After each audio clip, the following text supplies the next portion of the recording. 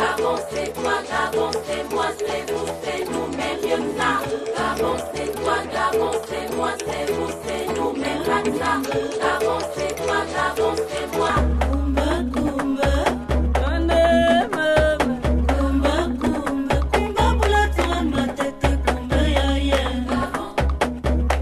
Le Gabon a la chance formidable de posséder un incroyable patrimoine qu'il doit préserver et qu'il veut partager avec vous. Protection de la nature et développement touristique. Comment cela est-il conciliable? Eh bien, c'est ce que nous allons voir ensemble.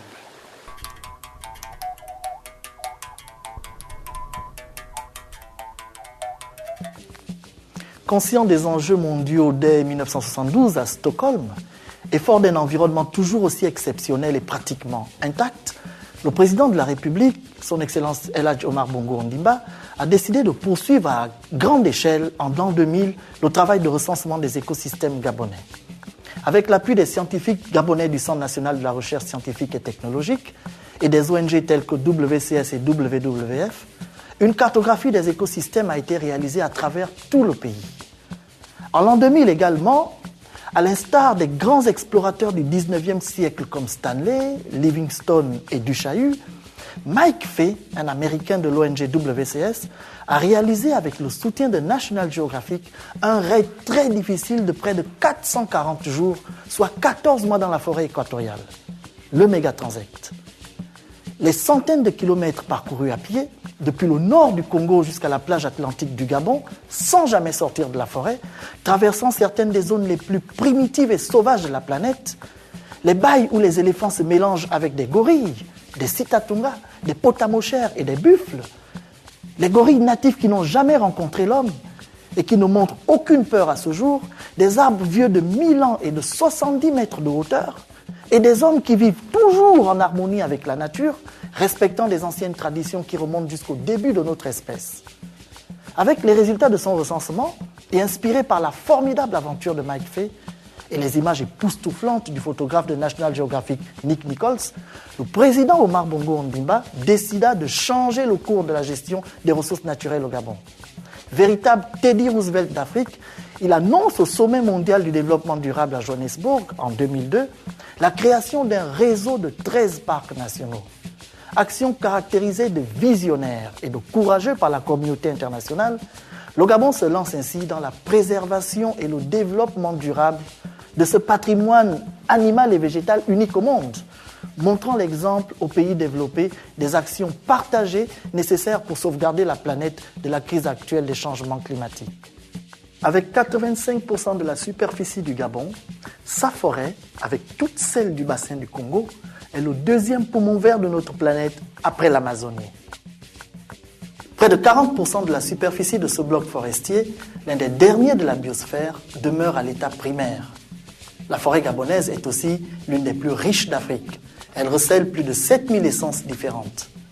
À l'abri d'un système naturel préservé, se créent de nouvelles espèces qui suivent leur propre chemin évolutif. La protection de ce patrimoine représente un enjeu majeur pour le futur de notre planète.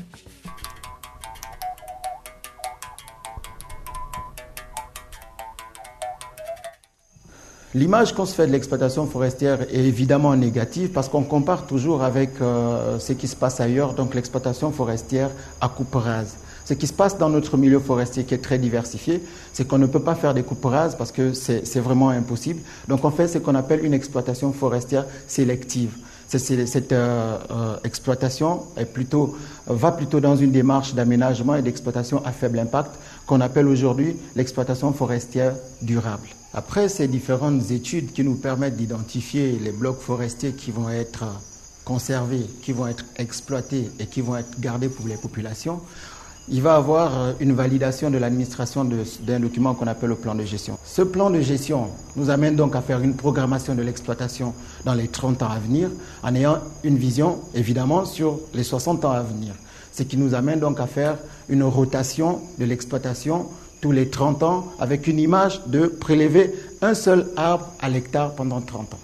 La gestion responsable des forêts du bassin du Congo n'est pas réservée exclusivement aux forestiers et aux conservateurs de la forêt.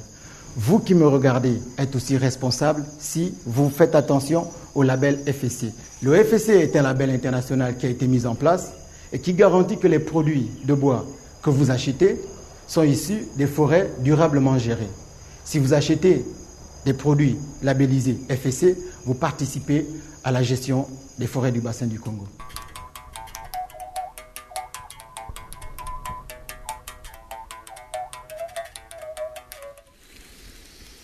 Les enjeux de la préservation de la forêt gabonaise et le rôle qu'elle joue dans l'équilibre écologique dépassent largement les frontières de notre pays.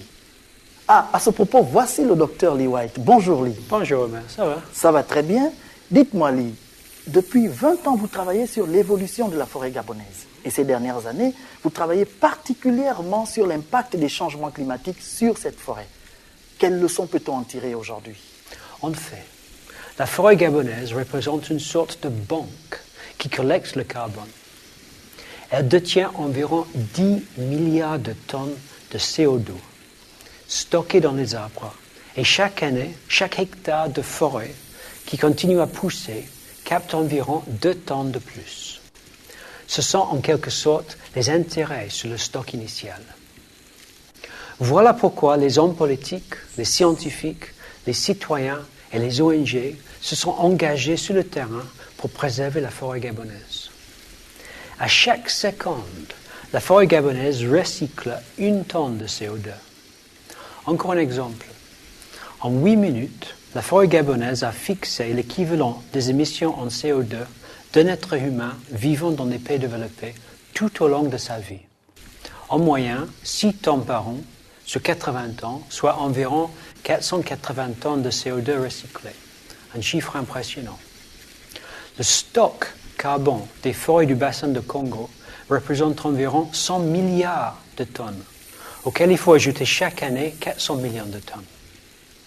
Vous ressentez bien que tout l'intérêt pour la planète, pour nous, de l'engagement du Gabon dans la préservation de sa forêt, véritable patrimoine mondial.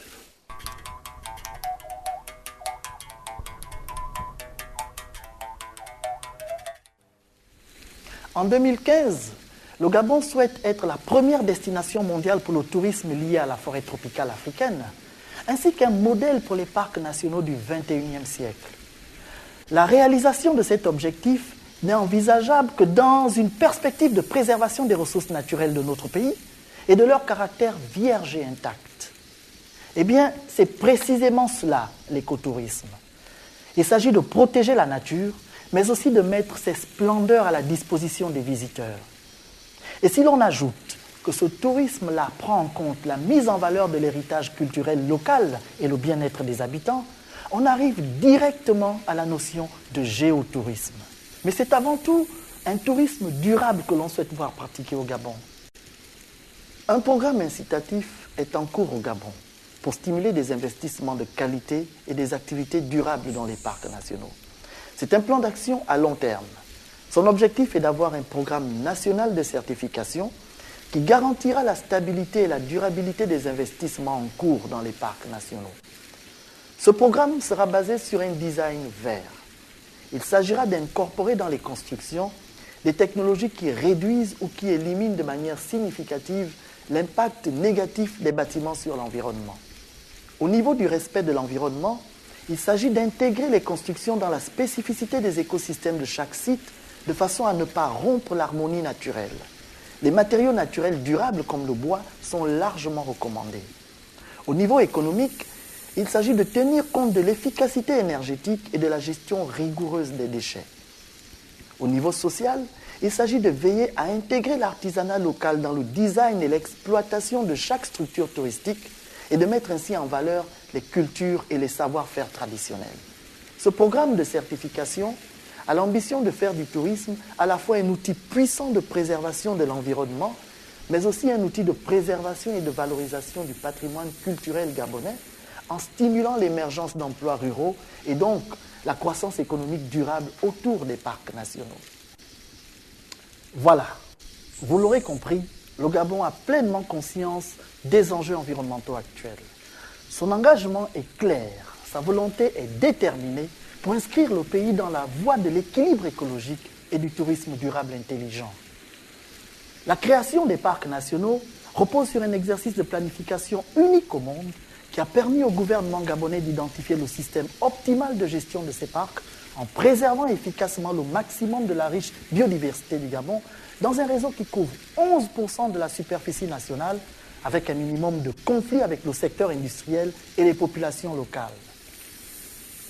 Des avancées significatives au cours des 10 dernières années, dans la bonne exploitation des permis forestiers notamment, font aujourd'hui que le Gabon a été classé 12e au monde pour la durabilité écologique et premier en Afrique. Tout ceci en fait un contributeur énorme à la stabilité climatique planétaire, qui est un enjeu majeur et primordial pour nous tous en ce début du XXIe siècle.